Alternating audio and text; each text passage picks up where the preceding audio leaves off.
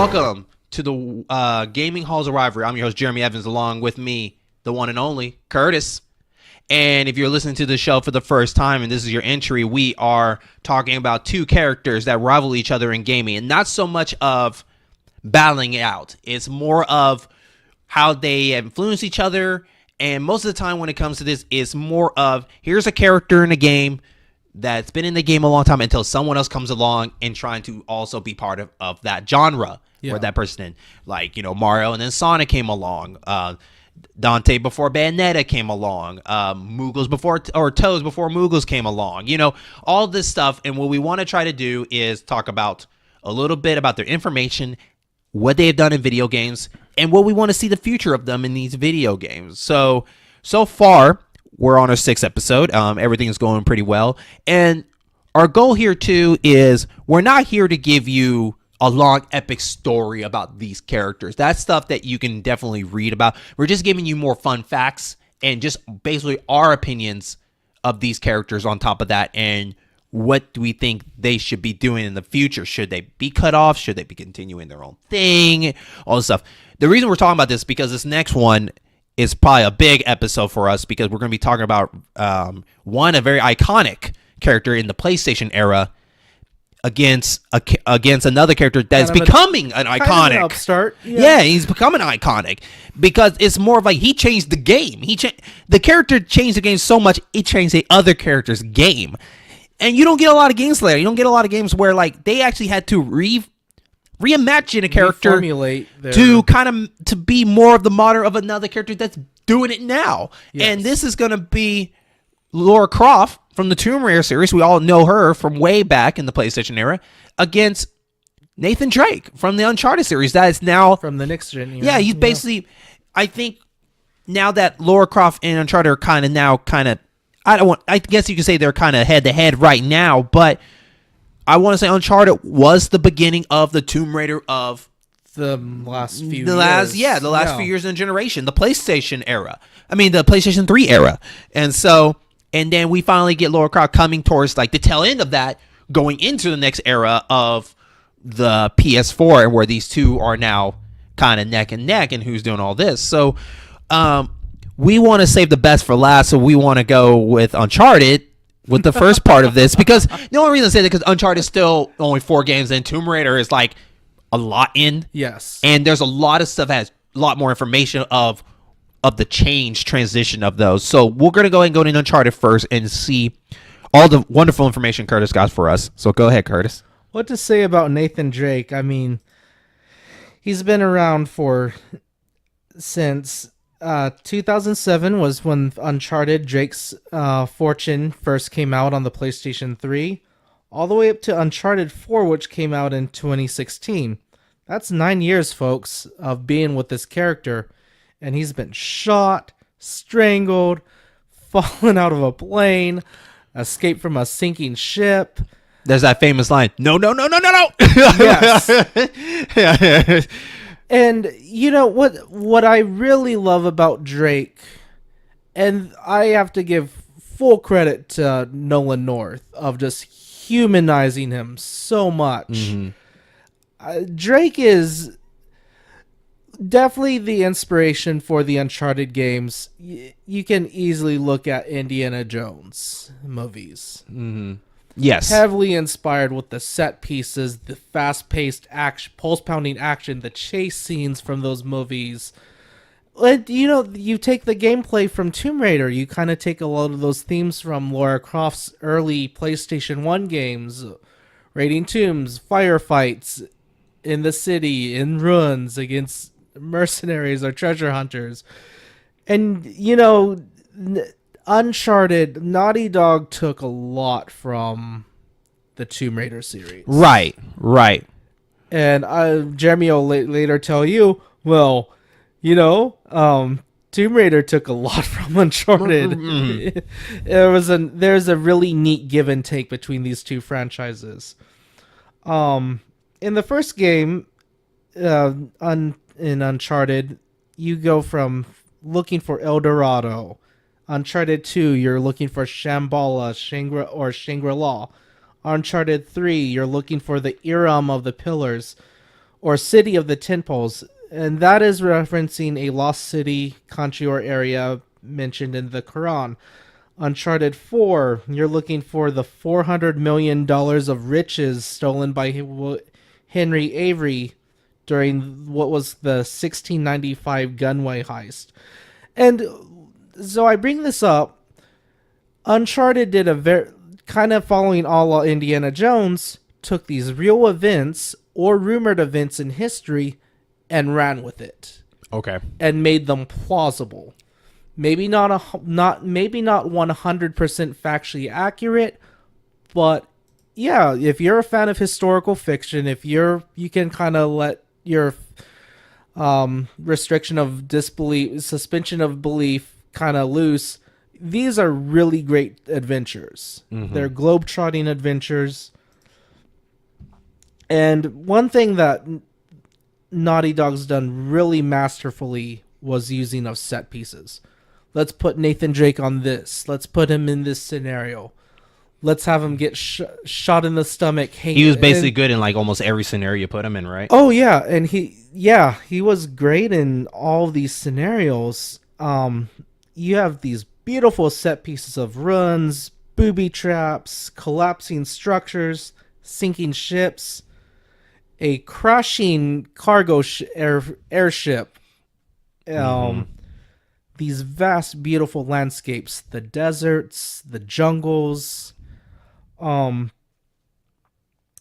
they added in a lot of parkour elements for Nathan. We started seeing that more in 2, right? I mean, you're a 30-year-old guy. You're an adventurer. You're going to be pretty physically fit to do some of the things that he's done. Going back to set pieces, there are some really cool high-speed chases that he has survived. From Uncharted 2 is the first one I can think of that you're being chased by a friggin' armed Humvee through the city, running from this thing, firing your AK or your pistol back at this vehicle charging you. That was also the game where you're escaping a sunken ship. The ship's sinking. Your perception of gravity changes. You're standing on the wall. Well, that's the ground now. The ship tilts further. Now the ceiling is the wall. Right, I remember that. I know exactly what you're talking about. Yeah. And it's just a race. You're practically escaping the Titanic almost, like that simulation. And because the video games is such an interactive medium, it adds that element that movies really cannot touch. And that kind of just puts in a neat element for the player. Anyone watching it who's not playing with you, they might as well heat up some popcorn and watch the movie at that point. And there was an old PlayStation commercial with the fake CEO, and the girlfriend's like, "Hey, are you gonna unpause the movie?" The boyfriend's playing the game. One thing that's really neat about Nathan Drake is you follow him from using math, using lines from Uncharted 3. In Uncharted 3, he's 34 years old. You reference a throwaway line by Sullivan that 4 years ago, you and Elena crashed my plane. That would make him 30. You follow this guy for 9 years of his life. And it's true. Yeah, you really get to see him from a young, carefree adventurer. After he marries Elena, you have a blue-collar job. You're working for a shipping company. You're doing the downright honest work. You're not killing any people anymore. You're not shooting at any people. You're out of the business. And your long-lost brother you thought was dead, Samuel, shows up in Uncharted 4, and he just rings you back in because you're trying to save Samuel's life. And there is a really beautiful moment in Uncharted 4 where Sam is Nathan's older brother. He was imprisoned in a prison in Mexico for assaulting a guard. And this man has not lived his life. He's been in prison for the last 9-10 years of his life. And all he can think about is the treasure. We've got to get to William Avery's ship. And Nathan just has this moment like that you don't understand. There's no amount of gold in this world that is worth wrecking my marriage with Elena. And that's a really deep scene. And hat tipped off to Troy Baker for his voice performance on as Sam. And you know, Uncharted 4 even has a wonderful epilogue scene. They do a time skip of 11 to 13 years. Nathan was 38 in Uncharted 4. At the end scene, he's either 49 or 51.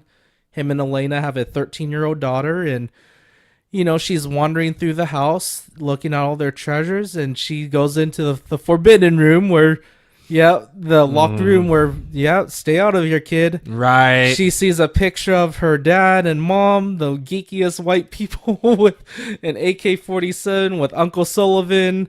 See all this treasure, see all this ammo, and it's like, oh my god, what have my mom and dad been up to? It's a really beautiful scene too. Just growing up with the character. Nathan is not the most mature character. He is fast thought, quick-witted, snarky as hell.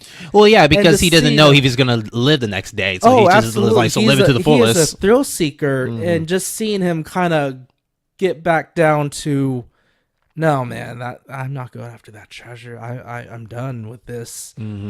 Is really cool. And there's not a lot of characters that you can say in this medium of entertainment in video games where there is an arc like that.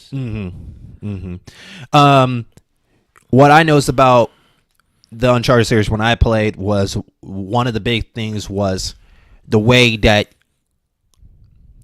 Drake would go into a situation and the way you have to adapt to it. For instance, like the first time when you have to fight an enemy and a quick button happens where you have to knock the quick time. And you can knock the gun out of his hand and either like choke him out or whatever, or you take the weapon in your hands and you can use it. But the biggest thing a lot of people, if you haven't played Uncharted, the biggest influence is I learned, and I think a lot of games need to learn from this is a game that never had loading scenes. No. You go straight to one thing to another and the chapter would just appear like you're at this chapter. Yes. And move on. Especially like in the second one where I think the biggest highlight moment was where like you were doing a chase scene, you ended up on a train, you ended up, you know, like the train changed from the jungle to the snow all in one loading form. Yes. With no like problems or anything like that. And that's just insane how they just load that so well. There is a emotional adrenaline rush in these games. I'll use Uncharted 4 as an example. You're climbing this clock tower up to in the game with Sullivan, and the tower starts collapsing. You get back down to the tower. You're wondering where Sam is. The bad guys have found Sam. They're chasing him through the city. So you've got to pursue after Sam in your Humvee. You're going through the city trying to chase after. Sam's on the motorcycle getting fired by these Humvees, all these other armed vehicles. And so you go through the city, you go down the hill, you're in pursuit. Nathan, in a desperate attempt, jumps onto this rope hanging off of one of the pursuing trucks. You're hanging on for dear life, going over a body of water, over a bridge, crashing into all sorts of stuff. You climb up. And the scene's not over. You have to take these guys out one by one. You're jumping from car to car. You finally get to Sam at the front of and on the motorcycle. Now you're driving the motorcycle. You're still on the run. You're still. That's all that 10 without minutes. Without no loading screen. That's insane. It is seamless. That's a hell of an engine. That's a hell of an engine. And Naughty Dog has definitely perfected the loading screen during the cutscene of just because that's when it honestly has to happen because it really is seamless. I think it's weird. I think it's interesting because I haven't played 4 yet. I want to play 4. Is how I always wonder sometimes like I'll be at a certain point. Now I know Uncharted 4. I think that in that frame you do have a time limit. You need to get here to here or something will happen. Unlike Uncharted 2, when you're like, for instance, like I said, on the train, you're in the jungle, you can sit there for a while before you move up, and you can actually see the repetitiveness from the forest is repeating itself, but but you don't notice it. But I think Uncharted 4, if I'm correct, you can't get the repetitiveness going through the city over and over again. I think there's a time limit before either that rope cuts off or something like that. But even still, that's amazing without even that loading. You know what I mean? Yes. And so another thing I have noticed about Uncharted was the fact that I swear each turn is just something going on. Like the moment that like even like at the beginning of 2, you start from a broken down train. You're shot. You're going up on a train in the Himalayas. Right.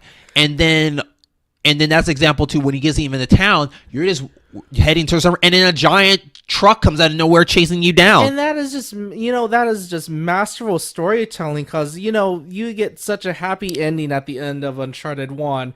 You start a new game on Uncharted 2. You're shot. You're hanging off the side in the train car. Like, oh my gosh, Drake, how the F did you end up here? You climb up, and then it jumps back 9 months in the story. Oh my gosh. And I think too is the puzzle parts were the interesting part, because it wasn't so much of you go to a wall or you turn something around. It was more of you actually had to get your hands dirty to solve a puzzle. Like, it involved climbing up stuff just to move one little thing.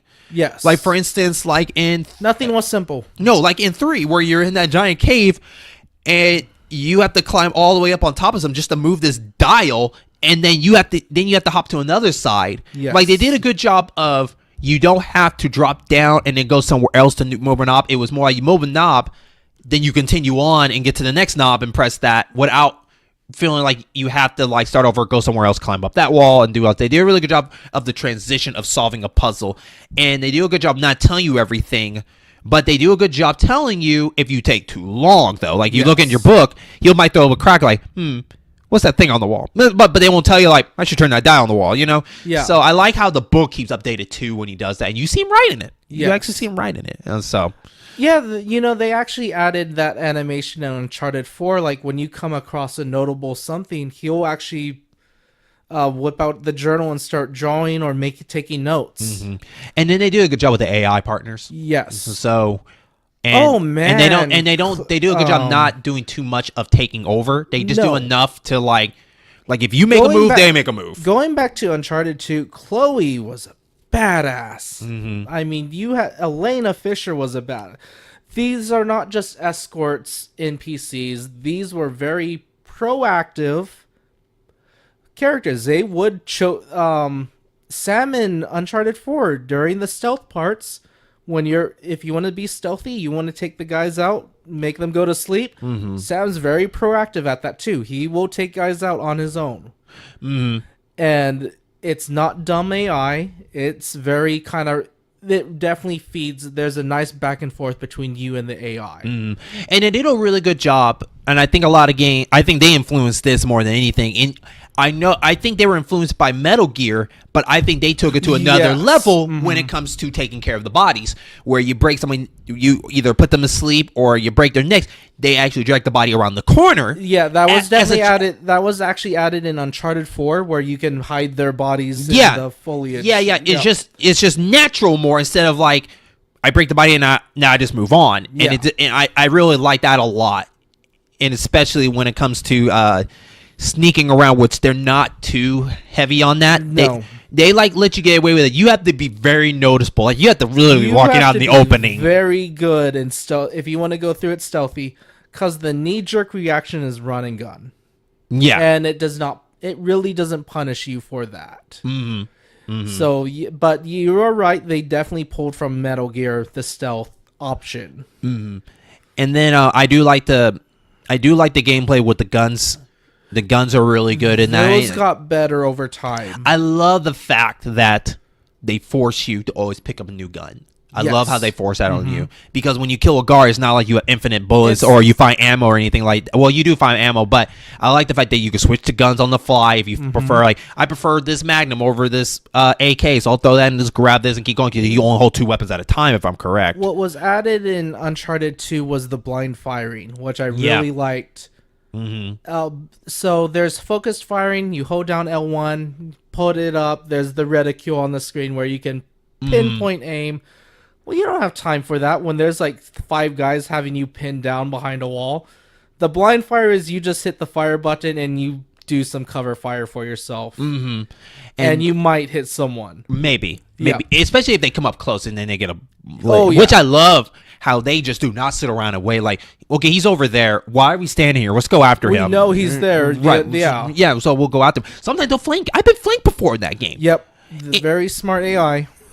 I really like that a lot. And I like how even like in the worst case scenarios for Drake, for instance, like if I believe there was a part in the plane in the third one where all the cargo was going back and forth, Yes, and the you had to enemies were navigate. and you had to navigate, but the enemies were still trying to kill you at the same time, Yes. and they were going through the struggle trying to get to you, and it was like this is really cool. Or the part where you're on the broken ship and you have to swim Yes. for air, and you have to go dock to dock, and they're sitting there, they're throwing grenades, they're doing everything they can, so it really pushed that adrenaline also as a gamer. Yes, you will love the finale set piece in 4. Okay. Yeah, I won't spoil much of it, but it has that same AI mentality of everyone is out to kill you, regardless of what's going on. So the team is interesting too, right? So you mentioned the allies. The side characters in Uncharted are so effing lovable. I love Sullivan. I love the voice actor who plays him. I really liked Elena Fisher. Chloe's fun. Chloe's great. Really fell in love with Sam. And there is such a good character dynamic between Sullivan, who's the father figure for Nathan, but then you have the blood relation with his brother. And you have these 2 people who love and care about Nathan, but just completely 2 ways different about it. And it's kind of like pulling on a ragdoll. And there's a very good dynamic between those characters. I think is interesting that now one of the characters actually has their own game. I don't know if you touch it yet, but you have the Lost Legacy, I believe, With Chloe. And Nadine Ross was one of the side villains for Uncharted 4. Okay. And the villains of Uncharted, it's kind of a formula where you have the brains, the half James Bond villain, half Indiana Jones villain who's going after the treasure, and then you have the muscle character, or the person who's definitely gonna be the Drake clone, the athletic guy who's the challenge.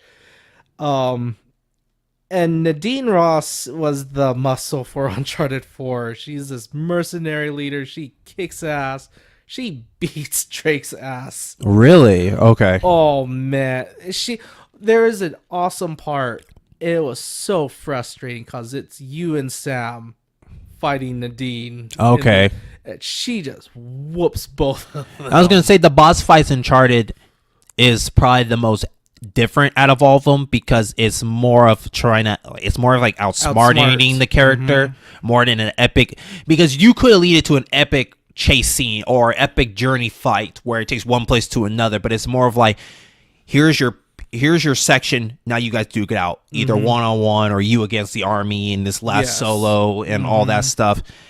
And because I remember in the second one that was a tough fight because you only had this small little area, and the guy was like very built, so you didn't think he was a tank. You couldn't hurt him unless you shot the the sapling that exploded. Yeah, he could only take area effect, elemental damage, so environmental. I know that Uncharted right now is at a 4.5 series, and I'm counting. Well, I'll say 5. I forgot the PSP edition. The PSP games. Yeah, but which one did you like out of all of them?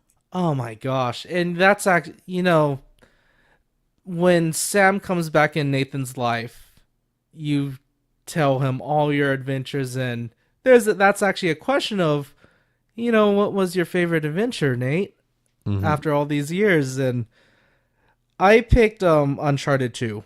Okay. Yeah. So why 2 to you? The settings, just the gameplay of evolvement from the first game to the second. Mm-hmm. Yeah, definitely Uncharted 2. Loved 3 still. Mm-hmm. Really and 4 wasn't an option because you're playing 4. I picked 2 also because I need to go through 3 again, but I think 2 was the most around the world. Yes. Out of all of them, I swear almost each you had to at least visit more than like 5 places. Mm-hmm. And it ended up in the mountains and then end up in a secret paradise. Mm-hmm.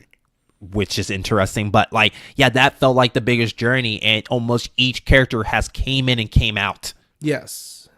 And so, but I do like 3 because 3 is definitely, you can kind of tell Naughty Dog was debating, should we end it here? Because it comes full circle with Elena. That's true. That's very true. But going back to 2, there's a part in the end of the game where Nate thinks Elena's dead. And he's guilty for it. Oh, okay. Okay. And Neil Druckmann from Naughty Dog is just a master storyteller. Mm-hmm. Okay. Gameplay, set pieces, cutscenes. Okay. Well, let's take a break. I know that was a lot. You did a great job. We'll take a break, get out of these uncharted waters, and when we come back, we're gonna go a little bit further back and do some rating with a certain woman named Laura Croft. We'll be right back. Hey, this is Jeremy Evans, aka your in-game boss, and I want to thank you so much for listening to this podcast as part of the In-Game Boss program, a network of gaming and other variety of these shows that you can find on Podbean, YouTube, and of course iTunes. Shows like the In-Game Boss podcast, the Gaming Hall of Rivalries, Bond Never Dies, and Area 44. Thank you so much. Enjoy the rest of the show.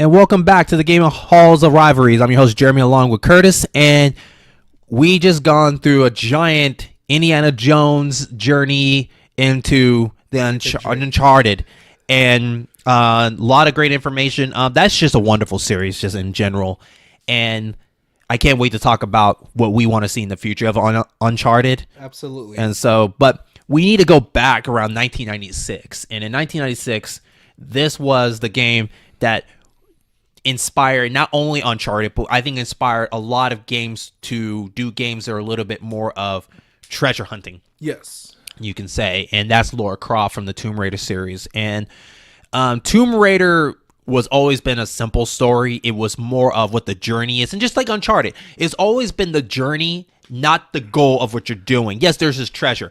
Getting to the treasure is not the easiest thing. So just like unlike Tomb Raider, when it first started, was not about going on these crazy adventures. It was more of you go to the destination and you're exploring the area that you're unfamiliar to get to the treasure you have. And that's when she's called tomb raiding, because she goes to these tombs, these ruins in these faraway countries to find these treasures. And the traditional of this was, there is, beasts in these tombs had been in there. There's curses, there's traps just to get to the treasure. And for example, in the first one, it was basically her going after. She goes to 3 different tombs, I believe, to find 3 different relics, and that's basically the premise of it. But Laura Croft, she's always known for the old school. She was mostly of the like the blue or the grayish, depending on the game look. Was a gray shirt, cargo short pants, and these shoes. But one of the things that we know is she dual wields 2 guns, and that was it. That's all you got from her. That's all you had. That's all you were gonna get. And I remember from the games is that you were running the different type of animals, which now looking back on it, Uncharted never had to deal with animals. Isn't that weird to The you? closest thing was 2 was the snow people. Yeah, but you never dealt with animals. Like, I'm in the jungle. Like, you tell me no jaguar came along Yeah. or something? Like, so I guess maybe they didn't ever want to really touch it. But it'd been really cool to see Uncharted. Like, you're the last guy you're supposed to shoot, a jaguar comes, ate him, and then walks up. I don't know. I think it'd just be funny out for me. Like, oh wow, didn't see that coming or something like that. But like Tomb Raider was showing that anything can happen in these tombs, because they've been in here for years, and how she finds them and all that. And that leads up to, up to 11 games of this series. This game they're on their 11th game now, because we're looking at not only the recent two, we're looking at the old ones, and some of these got remastered. Yes. Like, there was an anniversary one, and it also changed a little bit of some of the gameplay. I think they changed the gameplay depending on the generation. So the old, definitely the controls. Yeah, from the old tank controls. So we had from the PlayStation to PS2. No. I meant PS2. The PS3. Yes. We definitely seen the different of the controls. Actually, no, it was PS2. Yeah, it was PS2 with the anniversary. PS2, Yeah, yep. and the underworld and all that. Yeah, we saw the controls change. We also seen a whole change in an environment. And then we go to more recent where they changed the whole thing up. So one thing we know about Laura Croft is she's highly intelligent and she's very athletic. We've seen this in all her games. We've seen this in the movies. Now there's a new movie coming out this year, and also too there was an old one with the actress Angelina Jolie, and we also seen this, and she had her own comics, all this stuff that she done outside of this, and we realized too that at that time, and I guess a lot of people might notice, but she was the most famous female of the PlayStation 2 era and the PlayStation 3 era. Not a lot of women characters were the action packs. She was the sex appeal. She was this influence that, the whole, if you can do it, I can do it too, maybe better. And so she was just badass too. I mean, definitely in the PS2 era, like, she's up there with Kratos. I'm sorry. She's like, you think of, name off a badass video game character on the PlayStation era, and that is like, Laura Croft. Right. So Laura Croft, of course, is an archaeologist, but her character design in general was inspired by Tank Girl, also inspired by Virtual Fighter. Now, the reason I say Virtual Fighter is because the designer was talking about when you play Virtual Fighter games, there's always been only 2 females in these games that you can only choose from. And I think he was looking at it as, why are female characters not being more exploited? Why are they not being more game related? Because you have to realize that back in the day, there was not a lot of female main characters, if you really think about it. Yes, there was some here and there. You could say from, Final Fantasy, there was a woman leading that game, but main in the PlayStation era, there was not a lot of women in leading these games. So that's where I think he got inspired from. He also got inspired by Hard Boil. Now, that is a movie with Chow Yun-fat that actually is a movie. That movie is so action packed, Curtis, that it got banned in certain countries because it's so over the top bloody action. It's a good movie. Yeah. But it is just so action packed, and it's around the time. And actually, I don't know if you remember the game on PlayStation 3. It was one of the big launch games called Stranglehold. That was a sequel to Hard Boil, but it was a game with Chow Yun-fat, and I think that inspired Tomb Raider a lot of the action gunplay, and I think that came into the Uncharted and all that. And then another thing that also inspired was Aeon Flux, the whole acrobatic of stuff. And we seen that later on in the Underworld, where she was also influenced with the slow motion action. Like when she would run up a wall and do a flip, she would go slow motion and shoot. And it's funny too, because that is one thing that that went into Uncharted. Uncharted never had a slow motion shoot. No, it was all or nothing. So you better be good at shooting. Yes. And so, but let's get more into more of the modern time. So Eidos was the developers of Tomb Raider at the time, and Eidos was a production on its own. And they're the same people that did Hitman. They were the same people that did Deus Ex. But Tomb Raider was probably their biggest flagship at all of them for the console generation. And Eidos was losing a lot of money. Yes. So they changed their developers to a group called Crystal Dynamics. Yes. And now Crystal Dynamics got bought by Square Enix. And now Square Enix was going to talk to them about, we need a new vision. We need Laura Croft to be more human. We want her to be more human, be more popular. And be more popular with the generation. And we want her to be more grittier and more darker. Yes. And so this is where we get the title, just Tomb Raider, the 2013 game that we played on the PlayStation 3, and that has been kind of like remastered. I mean, remastered again for like, well, more updated, like a definitive edition.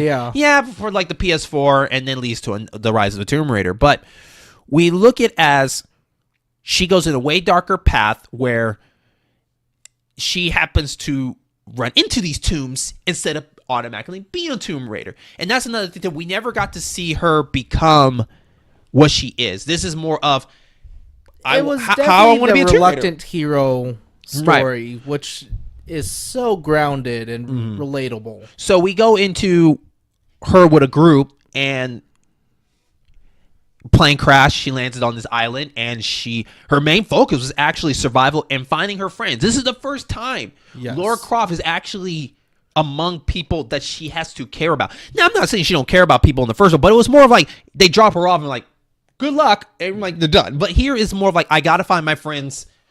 But what's this island about? And it's survival. That's what the main thing about this. It was mainly about survival and how she had it the worst to get through stuff. And I think the difference between this one and Uncharted was she was very, very heavy of the weapons she really hold close. Now, Uncharted, you had guns and stuff, but they were there to be fun and throw away. She used these weapons like they were like part of her life. And the two main weapons that we know is the pike, the ones that helps her get it through off the cliff, and the bow and arrows. Those were most of her stuff. But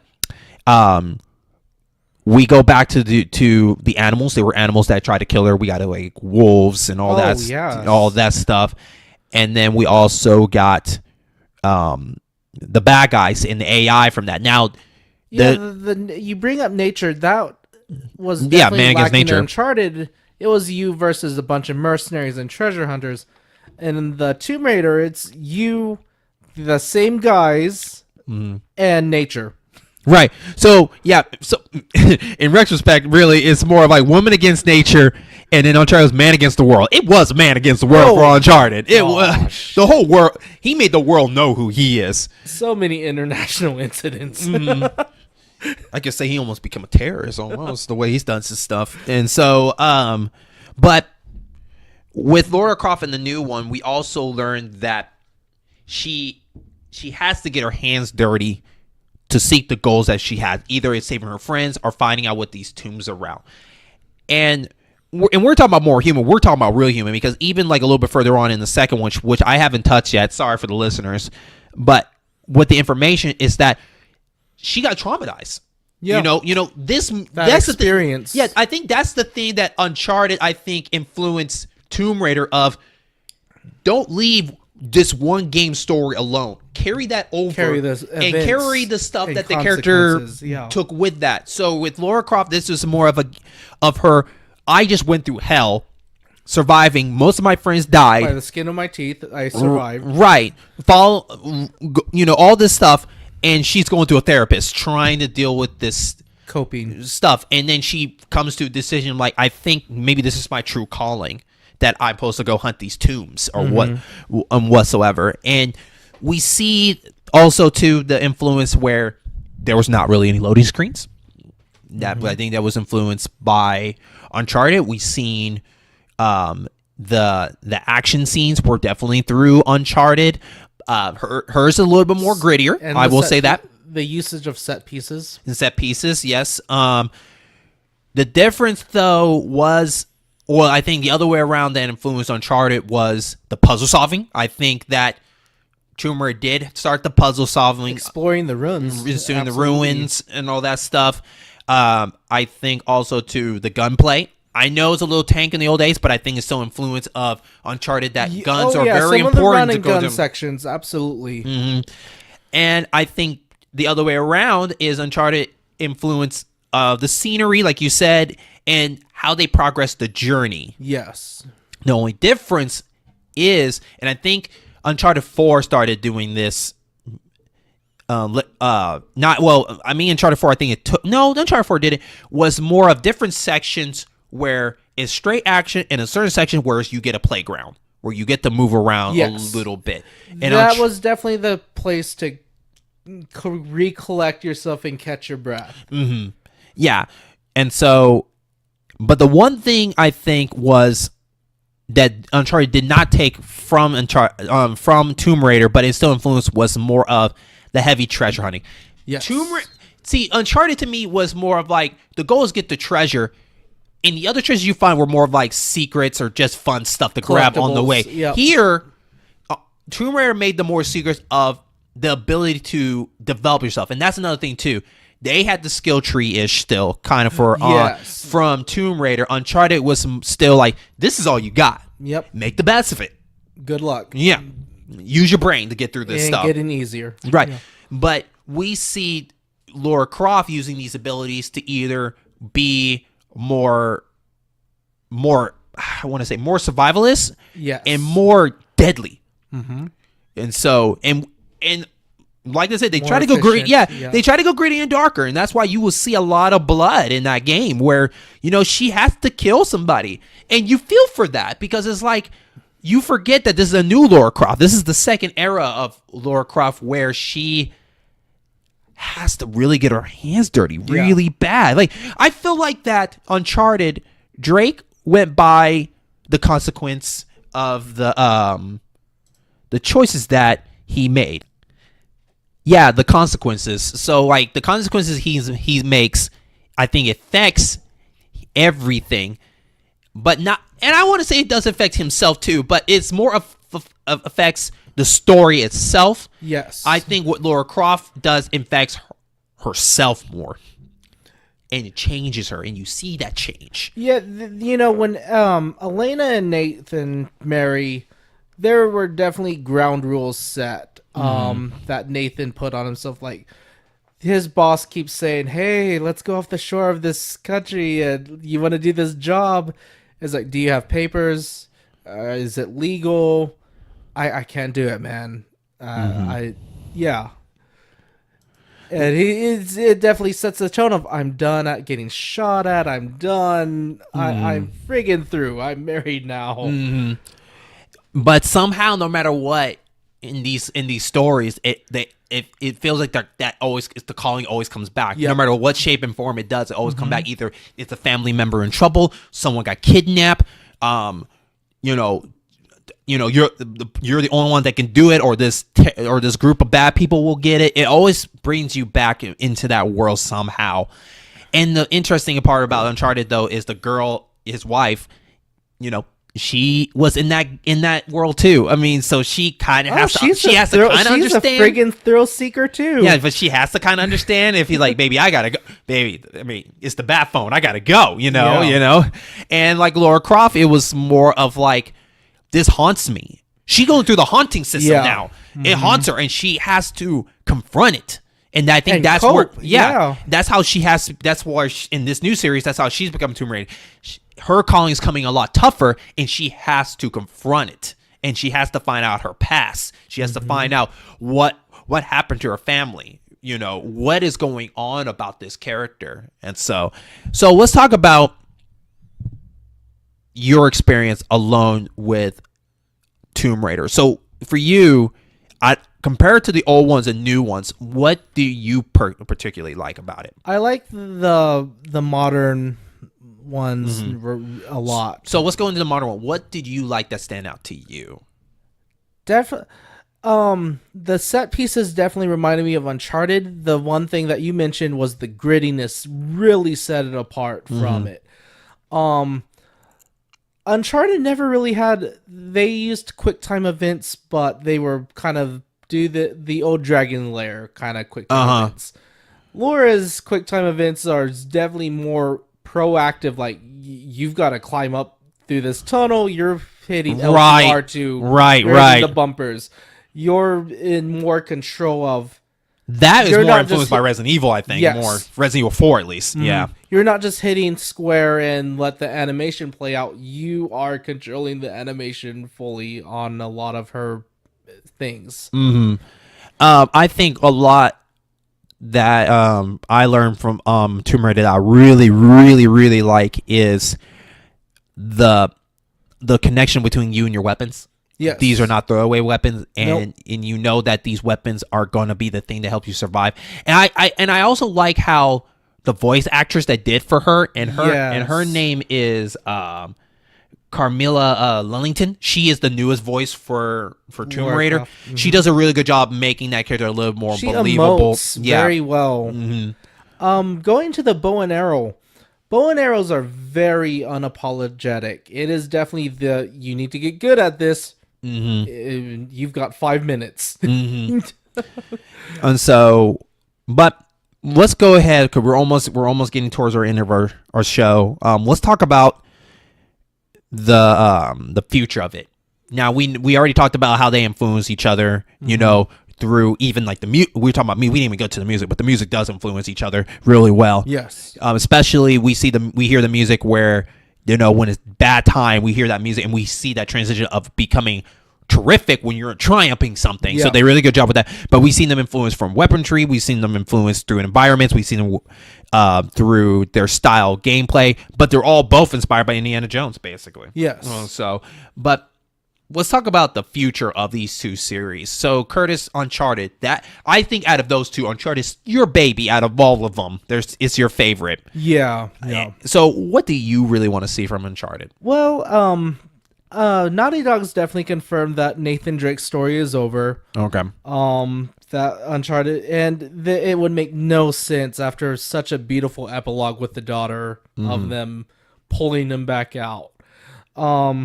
I would really like to see more Chloe, and Nadine, and they definitely left it open ended with Sam and Sullivan.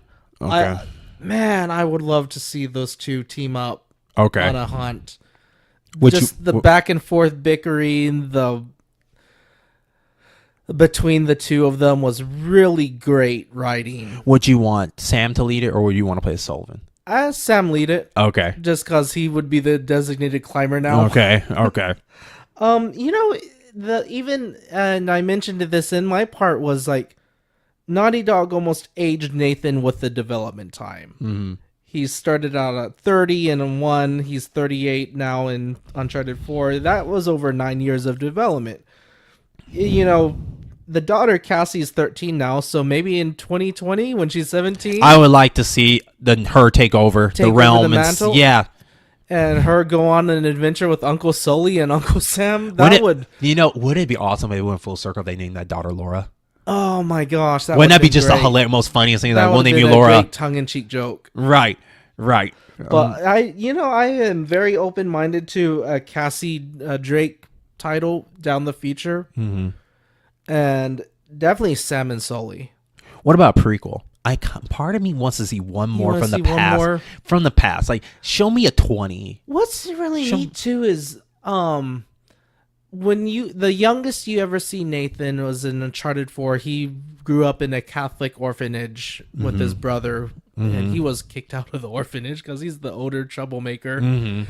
And then the next time you see him is in Uncharted 3. Like chronologically, he tries to pickpocket Sullivan, and that's how they met. And Sully takes him under his tutelage as his protege. See, now that'd be cool to see a young Drake and Sam. Yes. With Sully, all of them growing up. It'll be just a fun little adventure game there. I don't know why. I just feel like just show me one more story in the back, and then I'll be done. Definitely a Sam. A Sam and Nate story would be good. Yeah. And then, of course, we have the Chloe. And then, if not, then I want to see the future girl, but I want I want Chloe to be the Sullivan in that story. Yeah. Like, I want her. Oh my god, if her and Chloe teamed up, that would be so cool. Yeah. Yeah. I'd like to see an Uncharted movie. I know it's been in development. There's been rumors. It's been development hell. It's been in development hell. I always the personality of Nathan Drake is almost like a Ryan Reynolds, kind of that real snarky attitude. That's who I always kind of wanted to play Nathan He Drake. also reminds you of Nathan Fillion if you've seen Firefly. Okay. Yeah, I feel like he's a little bit of him. Because I heard he was going to be starring in it at one point, but I don't know the change. Even Mark Wahlberg was going to be at one point talked about in there. Tom Hardy. There was a bunch of people that were in mid. So I don't know who they're choosing now for it. On the Tomb Raider side for the future of it, right now the path that they're going is actually going really well. But I actually would like to see in the future of a child of hers going on an adventure with her.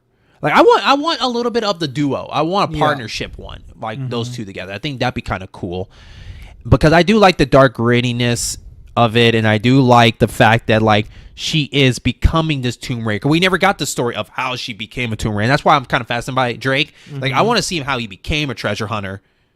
Yeah, it's neat instead of just being a treasure hunter. The one thing Tomb Raider definitely does different was she's definitely a solo act. Nate always has Elena, Sully. He has a family. He has a partner with him that helps him. Yeah. So I guess maybe that's what I want. I want to see Laura Croft build a family of her own. Have some allies to build a friend. Now I haven't played Rise of the Tomb Raider yet. Maybe that might answer my question. But like I want to see her have some people join her on her journey and help her solve puzzles and all this stuff. And I'm not saying copy exactly Uncharted. You can still be gritty and stuff. Heck, you can have one of the characters die that help her on her journey. But I just want to see her, just be more with the world and everything like that. And so, but is there anything else you want to add to the show? That's about it. Oh, so this was a pretty packed episode. Yeah. And so I want to thank everybody for listening in. And for our next saga, which is, I believe, if I'm correct, wasn't it Shinobi? It's going to be Shinobi and Ninja Gaiden. Those are probably the next big one. 2 top ninjas. And so one from Tecmo and one from Sega. And these are characters that, for this generation, I don't even think people know who these guys are. I don't think they know, but they need to know that there was some ninjas, some badass ninjas back in the day. And we're not talking about Strider.